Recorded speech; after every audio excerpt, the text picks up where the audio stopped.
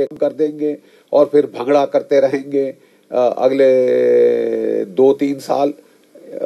क्या होगा अगर 2 महीने बाद जैश ए मोहम्मद फिर से एक और स्ट्राइक कर दे, फिर ये सारा तमाशा शुरू होगा?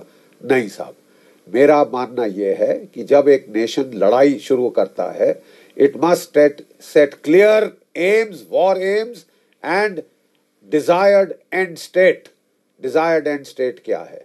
मेरी छोटी राय में आपकी डिजायर्ड एंड स्टेट सिर्फ एक हो सकती है कि हम पाकिस्तान को कंपेल करें कि वो हमारे खिलाफ ये आतंकवाद जो 30 साल से चला जा रहा है उसे खत्म करें।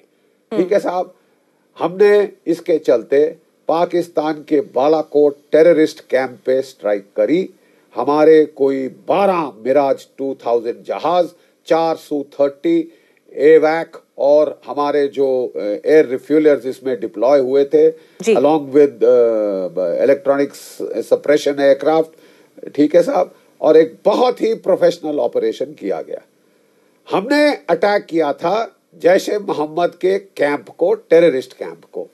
पाकिस्तान ने ये आपको जताया है और दुनिया को बताया है कि जैश ए मोहम्मद उनकी फौज का हिस्सा है और जवाब में उन्होंने हमारी फौज को टारगेट किया है।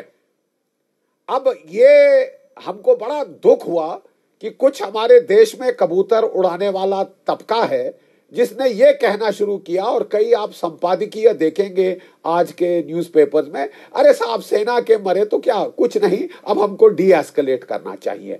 सेना के मरे, वायुसेना का सैनिक हमारा जहाज डाउन हुआ, कोई फर्क नहीं पड़ता, ये तो सबसे फालतू कमोडिटी है इस देश में।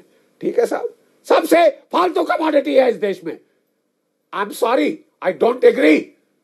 आपको साहब पाकिस्तान का थूका चाट नहीं सकते, आपको इस लड़ाई को उस निर्णायक मोड़ पर ले जाना पड़ेगा जहां पे पाकिस्तान उफ ना करे, जहां पे पाकिस्तान उफ ना करे और बंद करे ये जो 30 साल से टेररिज्म का दौर चल रहा है। मैं आपको याद दिला दूं, इस टेररिज्म के दौर के चलते हमारे 80,000 भारतीय नागरिक, सैनिक और असैनिक शहीद हो चुके हैं।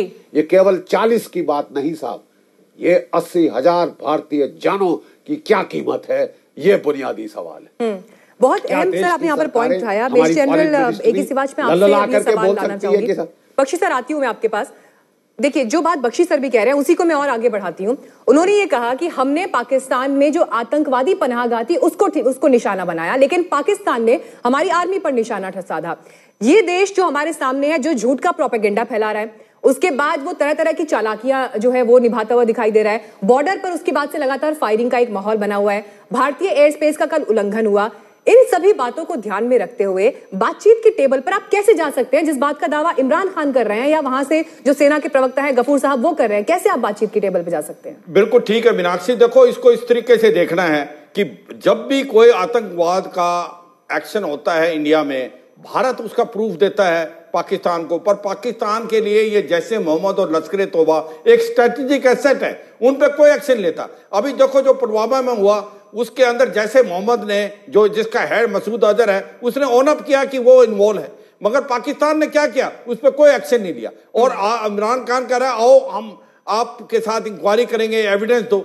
अरे आपके घर में बैठा है मसूद अजहर, उसने मास्टरमाइंड किया, वो ओन अप करता है, सब कुछ एविडेंस है, आप एक्शन क्यों नहीं लेते? आज तक उसको आपने, जैसे मोहम्मद जो है यूनाइटेड जो सिक्योरिटी काउंसिल से एक बैन ऑर्गेनाइजेशन, ये अलग बात है, मसूद अजहर अभी तक बैन नहीं हुआ क्योंकि चाइना जो है बार बार इसको विटो करता रहा है सिक्योरिटी काउंसिल में। अब ये दोबारा फ्रांस ने, यूके और यूएसए ने केस टेकअप किया क्योंकि भारत, ये जो पाकिस्तान है एक ये आतंकवाद का गढ़ है, यहां पर टेररिज्म पैदा होता है, इसको स्ट्रेटेजिक एसेट मानते हैं। ये इसके लिए तक भारत ही नहीं है कि जैसे मोहम्मद और लश्कर ए तौबा ये हमारे पास भेजता है, हक्कानी ग्रुप और तालिबान वो अफगानिस्तान को भेजता है, जो अमेरिका के डोनाल्ड ट्रंप ने बोल चुके हैं कि हम 15 साल आपको $33 बिलियन देते रहे, आप वही पैसा इन टेररिस्ट को दे रहे जो अमेरिका के अगेंस्ट लड़े। अब आप देखते हो ईरान ने भी, ईरान के अंदर जो सुन्नी मुस्लिम मिलिटेंट्स हैं, उन्होंने जो उनके रिवोल्यूशनरी गार्ड है उनको मार दिया। तो पाकिस्तान कहीं ना कहीं आतंकवाद का गढ़ बन गया है और जहां पर भी आतंकवाद देश में पैदा, पूरे संसार में पैदा होता है, उसकी जड़ें, उसकी रूट्स पाकिस्तान में है। और पाकिस्तान ऐसा देश है कि वो जो बोलते हैं कुत्ते की पूंछ सीधी नहीं होती, तो इस तरीके से बार बार उसको बताया जा रहा है कि भाई आप इन आतंकवादियों को भेजना बंद करें, क्रॉस बॉर्डर टेररिज्म करें। बात जब ही हो सकती है पाकिस्तान के साथ जब ये क्रॉस बॉर्डर टेररिज्म बंद कर देगा और मिलिटेंट भेजना कर। आपको जैसे बताया, आपने बात ठीक बोली थी, एक जस्ट गिव मी 15 सेकेंड, कि हमने जब पानी हद से पार होगा तब हमने बालाकोट में कहां वार किया, हमने किया जहां पर पाकिस्तान का एक ट्रेनिंग कैंप था, जैसे मोहम्मद का 200 से 250, 25 उसके अंदर लीडर थे और कुछ ऐसे फिदाइन थे जो कि भारत में अटैक करने की आगे कोशिश करने वाले थे, तो उसको किया। पर ये एक बहुत मानना पड़ेगा कि हमने एक टारगेट ऐसा सिलेक्ट किया जो पाकिस्तान ऑक्यूपाइड कश्मीर में नहीं था, जो मेन पाकिस्तान में था, खैबर पख्तूनख्वा में। कहीं ना कहीं हमने ये संदेश भेजा पाकिस्तान को कि अगर आप आतंकवादियों को श्रेय देते रहेंगे तो हम आपके घर में आके मारेंगे। हमारी लड़ाई आतंकवाद के साथ है, हमारी लड़ाई किसी देश के साथ नहीं है। आतंकवाद के साथ है, ये सबसे बड़ी बात जो निकल कर आ रही है, जिसे समझने में पूरी तरह से नाकाम रहा है पाकिस्तान अब तक।